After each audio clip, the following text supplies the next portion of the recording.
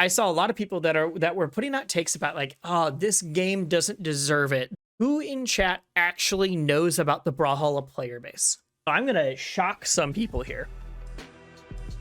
So Brawlhalla made some very big waves yesterday with this announcement. Brawlhalla Esports Year 6 kicks off with a $1 million total prize pool.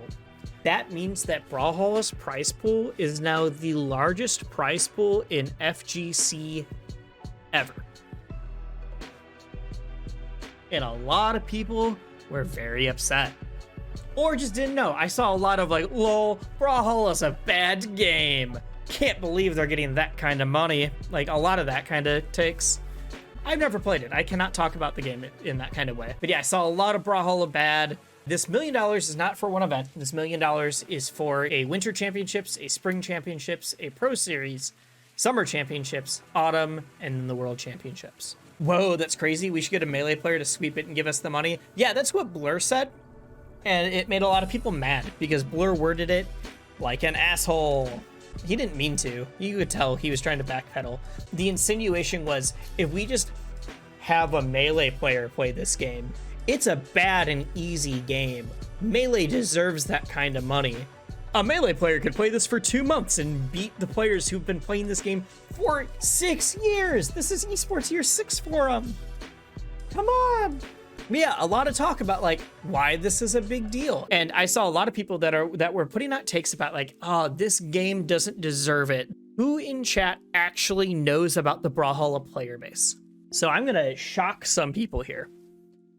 I don't care if you do or do not like this game.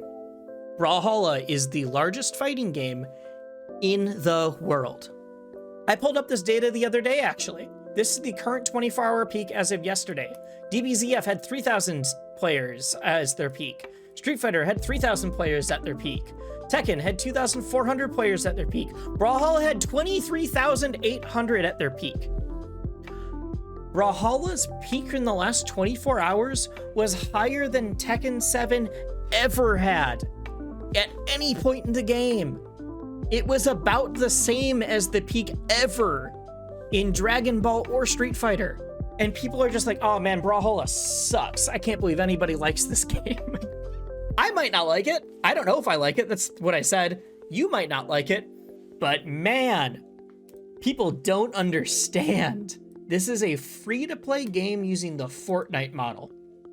It's the only fighting game to successfully do this. Here, this is a list of crossover characters.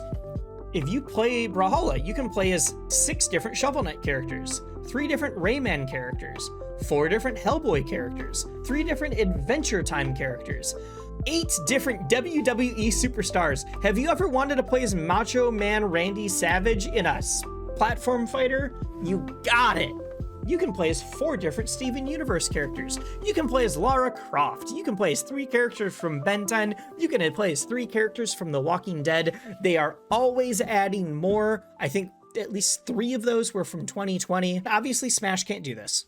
But imagine if you were playing a platform fighter that said, hey, do you want to play as a character from your favorite cartoon? These are all the official crossovers too, let alone all of the actual in-game characters.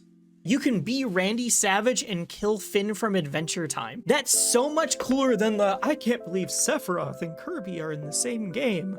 I can't believe Minecraft Steve is in this. No, I can be Rayman and kill Hellboy. I can be Garnet from Steven Universe and take out Lara Croft.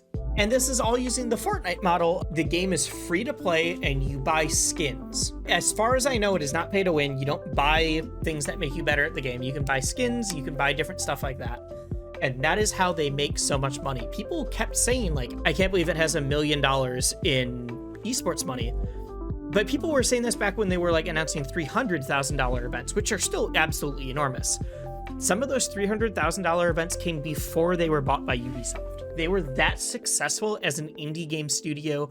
That is incredible.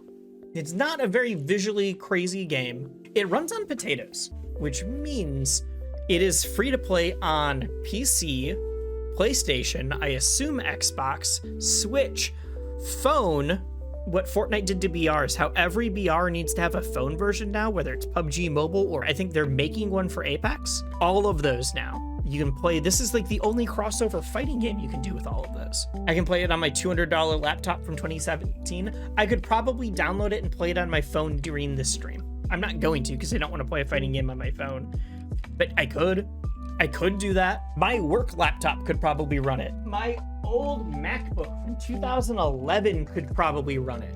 And it's free to play, and you just buy skins and you buy different things like that. Like, it does not require a whole lot. We have never had a free to play fighting game with that much crossover appeal before. This game is enormous. Something somebody brought up earlier was that often at like big fighting game events, a ton of people are out watching Street Fighter, and then like you'll see a bunch of people huddled on like a small stage playing for like $300,000 for Brawlhalla. It was the same thing at Low Tier City, and I know this because I was the head volunteer coordinator at Low Tier City. But Brawlhalla brought all of their own volunteers, all of their own stream stuff. They literally played in a separate area of the venue. I didn't have to help them with anything. They were all self-sufficient. They brought their own TOs. They did everything. Shoutouts to Vapor Fairy. He was the TO they brought up for it. And I constantly all weekend heard Smash players saying like, why is Brawlhalla here? Why do they get the main stage instead of XYZ game on Sunday? Like, why are they the first game that gets to play? Like, they don't deserve the main stage. And then they'd find out, well, Brawlhalla made this one of their like major finals and they get $100,000. Like, that's the kind of thing that happened here. But I want to point out, even though Brawlhalla doesn't have as many in-person attendees, they do numbers on YouTube. I don't know about Twitch. I'd have to look up the Twitch charts. I know that Smash is probably higher on Twitch. They do numbers on YouTube. Low Tier City 7 is actually the 5th most viewed video on their thing, and it has 1.1 million views for its grand finals, which is Sandstorm versus Boomy, the two top players. I don't know about currently, but at the time. It has almost as many views as their launch trailer. Sandstorm and Boomy 2 years ago have even more views. And for fun, I looked up grand finals from Melee at the same tournament. This is Low Tier City 7. 38,000 views. In fact, when I look up Low Tier City 7 Melee, Brawlhalla's grand finals get there. And then the Low Tier City 7 highlights from Brawlhalla gets there. Then let's go and look at the ultimate grand finals from there, which had Tweak and Dabuzz. 35,000.